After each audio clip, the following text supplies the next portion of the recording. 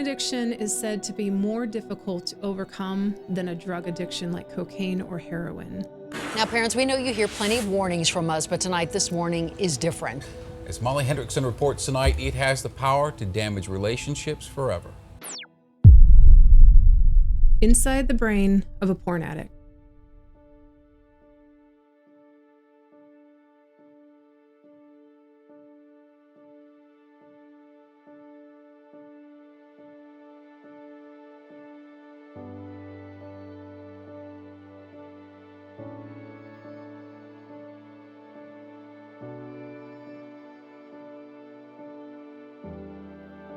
The brain was never designed to handle pornography.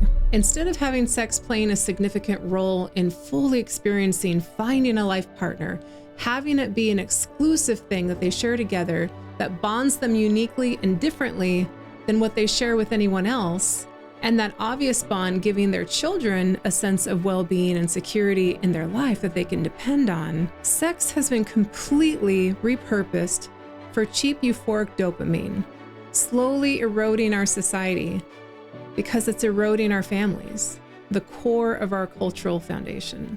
The normalization society has given to sexuality being something that we use to seek out pleasure through sexual objectification and gratification from many different people other than our partner is an increasingly alarming problem.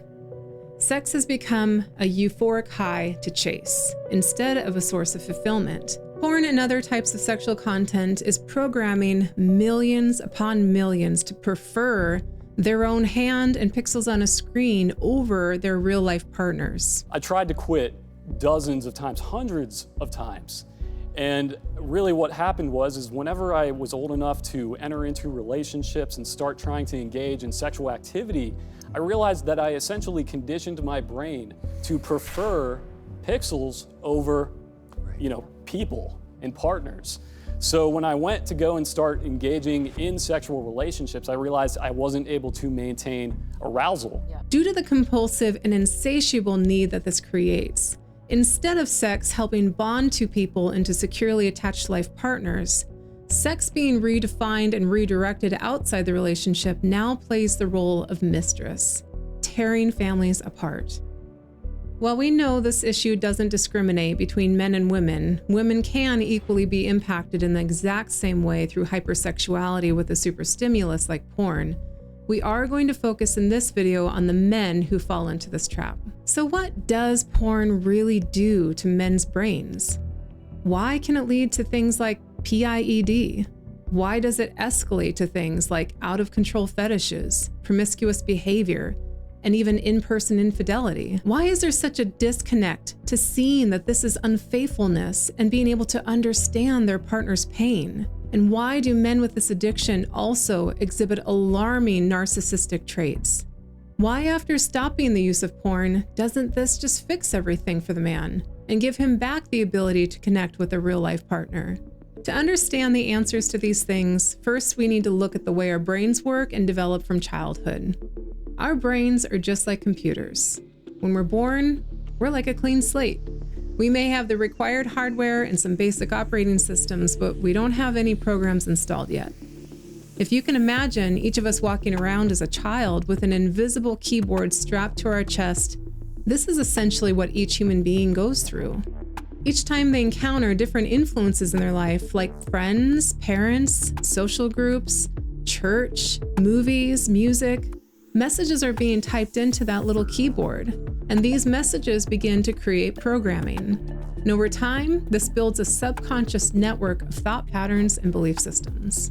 Now, it has been reported that the average age of first exposure to pornographic material is now between the ages of 8 and 11. At this age of exposure, the hijacking of the child's brain begins. What natural sexual development and maturity that would occur gradually over time, with education from adults, real-life interactions, and healthy attraction with other peers among their own age that continues to change as they grow older, is now no longer an option for them. Like a perpetrator, exposure to porn takes children's natural curiosity and developing sexuality and twists and uses these things to trap that innocent young mind who has no defenses against it on their own. As access and exposure continues and children grow up using porn and masturbation on a daily basis, for some multiple times per day, this creates deeply ingrained programming. It begins to fulfill different areas of the child's needs without their understanding or permission. Instead of learning how to handle stress, sadness, anger, loneliness, boredom, insomnia, and other emotional challenges in a healthy way through communication, self-reflection, and problem solving, the easy answer becomes porn and masturbation. Along with the reward system in the brain being hijacked and emotional needs now being filled by porn use, their brains also become accustomed and programmed to see women as body parts instead of seeing them as a whole human being. When women become body parts instead of humans, they become objects, hence the word objectification. Once children have programmed their brain for objectification, and that through sexual euphoric highs and masturbation, it can efficiently help with a multitude of emotional needs, this then becomes a solution the brain learns to look for. To understand this more, we need to know more about something in the brain called the reticular activating system. The reticular activating system is a subconscious part of our brain that filters out what's important to prioritize our conscious energy on, and what it can alternately just automate into the subconscious. Because at any given moment, we are only using about 5% of our brain consciously. The brain is processing vast amounts of information in the background without our awareness. These are things like subconscious thought patterns, management of emotions, hormone regulation, and other automated functions to keep us alive, like our breathing, heartbeat, our sensory inputs, etc. Because we can only consciously be aware of about 50 bits of information per second, and there are millions of bits of information being given to our brain at any given moment, our reticular activating system helps us to filter out what information needs to be paid attention to consciously. The reticular activating system is the same system in our brain that makes it a strange phenomenon when we're looking to buy a new car, and then suddenly, the car we've been interested in buying seems to be everywhere. Was this a sudden influx of this specific vehicle? No. It's that we told our brain, hey, this is important, so pay attention to this thing. And now without even trying, our subconscious is noticing and picking up on these vehicles. So if you think about this in terms of the programming porn has on men's brains, this is essentially what's happening in the brain of a porn addict. What his subconscious is programmed to pick up on is anything that he associates with his sexual preferences, and that's come from porn use. Now back to the car analogy, it's like when you were car shopping that you were taking a small hit of ecstasy each time you saw one of the cars that you were thinking about buying.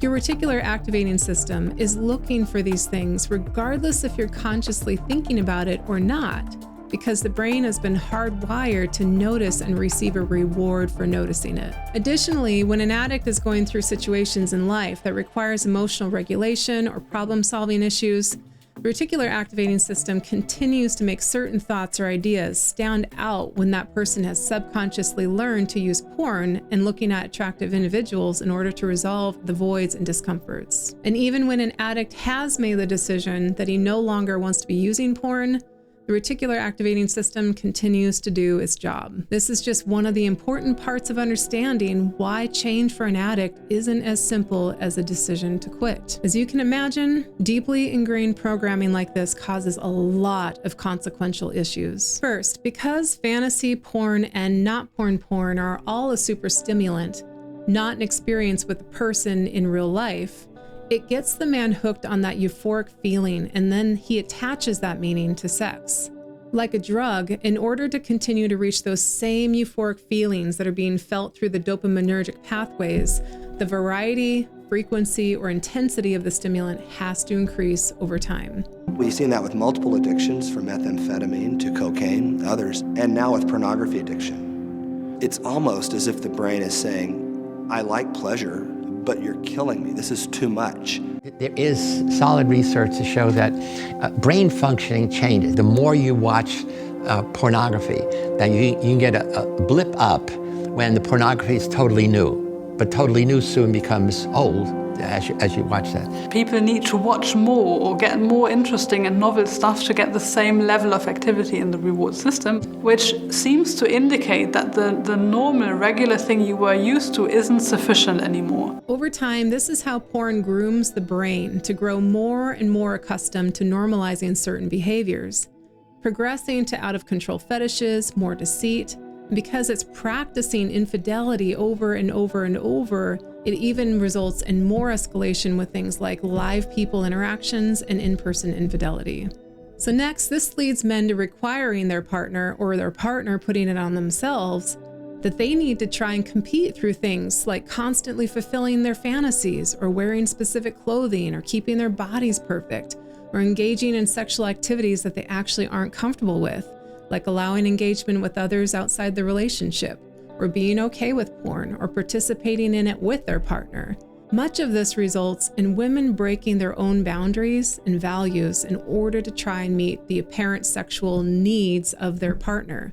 And none of this actually leads to real closeness, intimacy, or sexual satisfaction in the relationship, and nor would it be necessary without the influence of porn.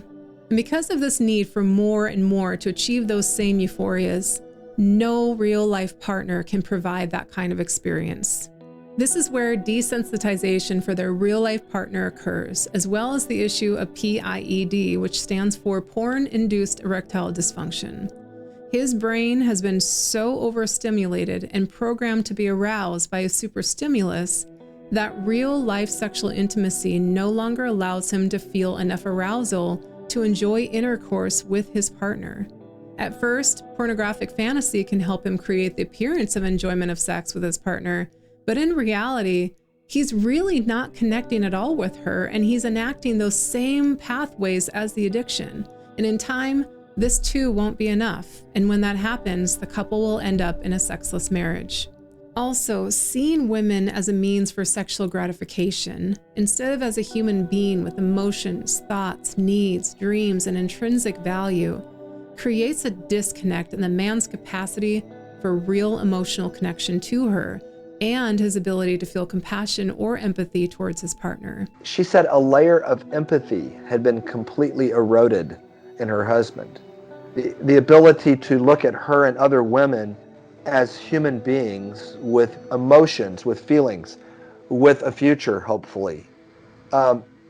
Rather, it turned them into a collection of usable and disposable body parts. When porn, objectification of women, and masturbation is the way that someone learned to resolve their emotional needs, they were simultaneously failing to develop healthy emotional coping strategies and preventing development of healthy communication skills, which are all the embodiment of what it means to be emotionally mature. So what does it look like to resolve conflict with an emotionally immature man who's now forced to face the conversation? It looks like the same gaslighting, blame shifting, deflecting, defensiveness, lying, manipulation, justifications, and rationalizations that you would expect to see in a young child. Which makes sense that this is the case for many men, because that's right about where most of them stopped receiving any specific guidance with consistency and frequency of learning how to handle their emotions in a healthy way. When you think about the impact that regular porn use from an early age has on a person's development in these areas of emotional regulation and maturity, and then combine this with the easy dopamine, self-seeking, instant gratification that's being programmed into the man's brain day in and day out, it's pretty easy to see how narcissistic traits can be developed from this addiction. Now, while men are absolutely responsible and accountable for their decisions and for the impact of their behavior, we also must hold why they have these disconnects and lack of development in these areas. The reality is that we live in a time where sexualized content is so unbelievably easy to acquire. It is everywhere. Everything has become sexualized. Women's pole vaulting, right? I talk to men from around the world, and so I know what your YouTube feeds look like. I know what your Instagram Explore pages look like. I know. We live in a society that has bought into belief systems that are all supporting this journey to addiction. From the clothing we're sold, to the TV shows and the movies we watch and the music we listen to social media influences, generations have been brainwashed slowly over decades, like a frog in boiling water, to believe that sexuality is something that we can explore and entertain anywhere and everywhere, and that there's no issues with that. It's perfectly harmless, and it's even cutting edge. And then those who speak up are labeled as prude and overly conservative or jealous or insecure. And as time goes on and the access gets easier and faster and more extreme and more acceptable, yet at the same time despisable if men become addicts, we have a pandemic of men who are falling victim to these things, and it's starting at a young age, and then they're being told that there's something inherently wrong with them as a human when they cross the line. Imagine in front of you there's a steep slide, and at the bottom of that slide, there's a guillotine, ready to chop anyone in half who passes a certain point, and then saying, "All right, kids, you can climb onto this slippery steep slide. There's no age limit." And not only did you not warn them about the type of slide that they were about to be on, but you expected them to understand and figure out on their own that they need to stop before they reach the bottom, at which time they will unknowingly completely lose everything in their life. This is the reality that many men are finding themselves in. And thankfully, as many are finally coming to terms with the reality of what this is doing to them and their lives with their families, there are many who are ready for change. They no longer want to be that man that they've become. But there still remains significant fear over what that's going to mean for them. They're thinking things like, how in the world could they possibly be honest with their partner about their private thoughts and everything they've done? How could they ever be accepted after that? Is this process even worth it if it's going to hurt her so badly? I don't even know if I can change this. I'm so embarrassed to tell anyone about this, and it's extremely uncomfortable to talk about. Where will I even get help? If anyone finds out, this will ruin my reputation and relationships. I can't tell anyone what I'm really going through. Because of these fears and many others, some men who desire to change embark on this journey without complete honesty. They figure as long as they can eventually stop watching porn, they'll be okay. And they don't realize how difficult that will really be. So then they start white-knuckling their sobriety from porn and masturbation, but without knowing how to change the impacts that all of this has had on their brain, they continue to struggle with noticing and objectifying women. The reticular activating system is still operating in full force, keeping them stuck in cycles of shame that then keep them on a trajectory of addiction, relapse, and continued betrayal trauma for their partners. Porn addiction is said to be more difficult to overcome than a drug addiction like cocaine or heroin. Now, parents, we know you hear plenty of warnings from us, but tonight this warning is different. As Molly Hendrickson reports tonight, it has the power to damage relationships forever. This thing doesn't go away. It's like cancer in the brain, but it's cancer in the thoughts. It's the fastest growing addiction in our country. It progresses. You need darker things, harder things. That's where it all starts, the brain. Watching internet porn floods your brain with that feel-good drug, dopamine, and you can keep it high with the click of a mouse. All of my self-hatred, which I had a lot of as a teenager, all of that was muted, was gone. As soon as I looked at pornography, it was like all just washed away. For this man, that false sense of freedom ultimately chained him to his addiction. You see, over time, your brain forms new neural pathways. Dopamine overloads your receptors, dulling them out, meaning you need harder stuff and more of it. And you need more intense, you need darker, in my case, and probably a lot of people. And the earlier a child starts watching, the worse the consequences. Multiple studies show porn users struggle to keep relationships, are unhappy with their partners, and no longer desire them, preferring the virtual world instead. And experts like Simon are seeing a new phenomenon, porn-induced erectile dysfunction. And it's skyrocketed for men in their 20s. And so medications for erectile dysfunction don't actually work that well because it's not about a physical response. The body works fine. It's about an emotional response. They have gotten used to seeing a level of attraction in videos and in images that don't exist in reality, reality just can't compare. Isn't just a problem that affects men. Simon says women are seeking treatment for porn addiction at record numbers as well. So, what's a parent to do then? Well, the biggest thing Simon says is start talking to your kids early about sex and intimacy, age appropriate talk, of course, but Simon recommends you start as young as age 6.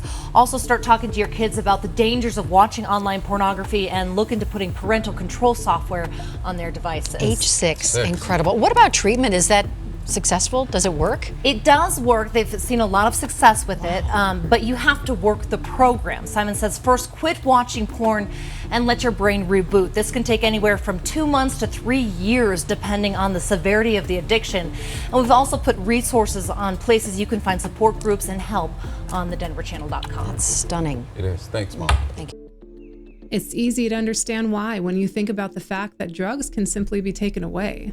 With sexual addiction, you can never take away all the cues that can spark addiction pathways.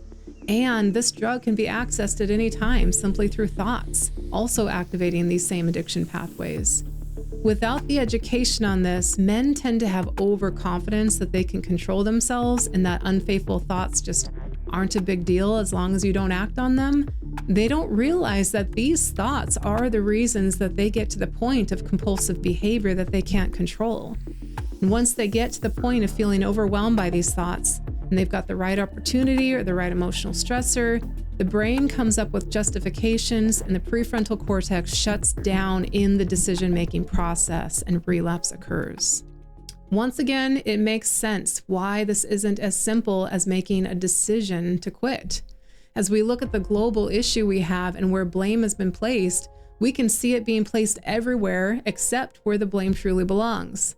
Men are being blamed for their decisions and being rejected for their own body and brain being used against them.